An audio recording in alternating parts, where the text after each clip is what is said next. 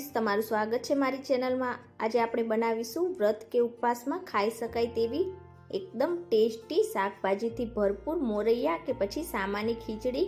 તો આ ખીચડીને બનવામાં એકદમ ઓછો સમય લાગે છે અને ખાવામાં પણ બહુ જ ટેસ્ટી લાગે છે। તો ચાલો બનાવીએ।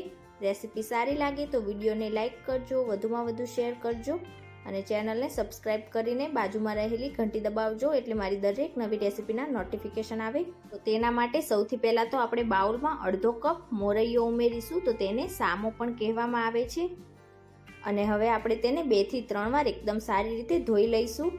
તો અહીંયા મેં એકદમ સારી રીતે 2 થી 3 વાર મોરૈયાને ધોઈ લીધો છે। હવે તેમાં અડધા કપ જેટલું પાણી ઉમેરી દઈશું અને 5-1 મિનિટ માટે તેને રેસ્ટ આપી દઈશું એટલે આપણો મોરૈયો હલકો એવો ફૂલી જશે। ત્યાં સુધી આપણે આગળની પ્રોસેસ કરી લઈએ। તો તેના માટે કુકરમાં 2 થી 3 ટેબલ સ્પૂન જેટલું તેલ ઉમેરી દઈશું અને તેલ ગરમ થઈ જાય એટલે તેમાં 1 ટીસ્પૂન જીરું ઉમેરીશું અને જીરાનો હલકો કલર બદલાવા દઈશું। જીરાનો હલકો કલર બદલાઈ જાય એટલે તેમાં 1/4 કપ જેટલા કાચા સિંગદાણા ઉમેરીશું અને 1 મિનિટ જેવું આપણે સિંગદાણાને સાતળી લઈશું।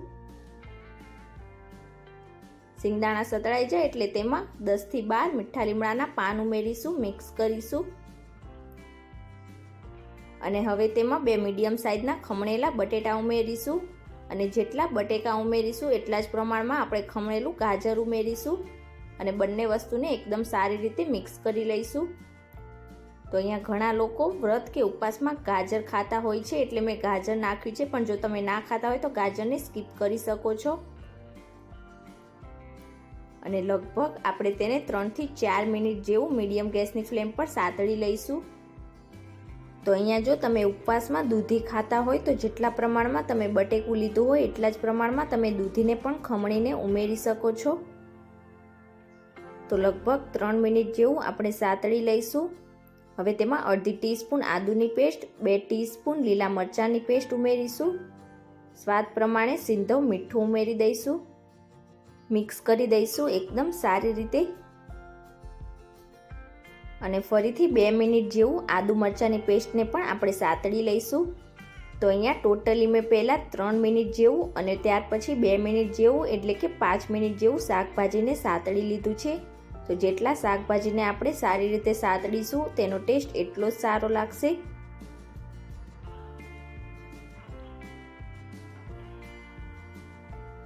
હવે તેમાં એક મીડિયમ સાઇઝનું ટામેટું આ રીતે કટ કરીને ઉમેરી દઈશું, મિક્સ કરી દઈશું અને ટામેટાને પણ લગભગ 1 થી 2 મિનિટ જેવું આપણે સાતળી લઈશું એટલે આપણા ટામેટા પણ હલકા એવા સોફ્ટ થઈ જશે।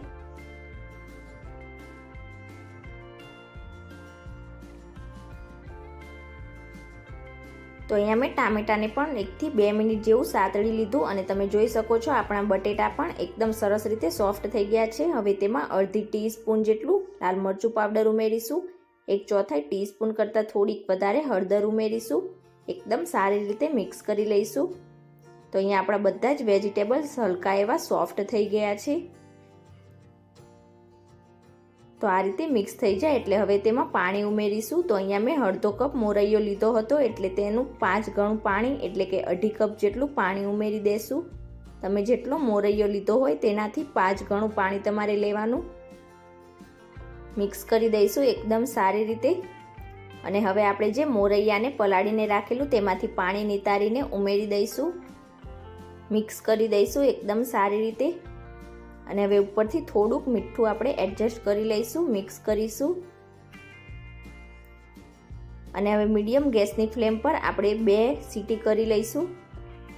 તો અહીંયા ફક્ત આપણે 2 જ સીટી કરવાની છે, જો તમે વધારે પડતી કરશો તો તમારી ખીચડી એકદમ થીક થઈ જશે।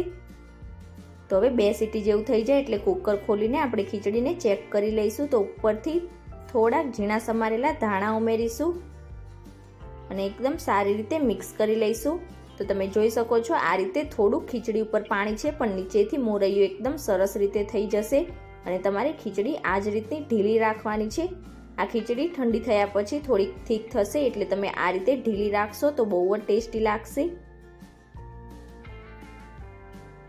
તો બધી ખીચડીને એકદમ સારી રીતે મિક્સ કરી લઈશું અને ગરમા ગરમ ખીચડીને સર્વિંગ પ્લેટમાં સર્વ કરી દઈશું।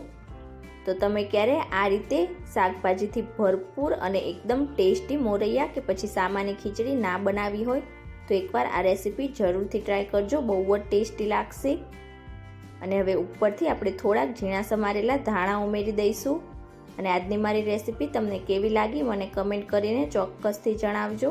રેસીપી સારી લાગી હોય તો વિડીયોને લાઇક કરજો, શેર કરજો અને ચેનલને સબસ્ક્રાઈબ જરૂરથી કરજો. Thank you for watching.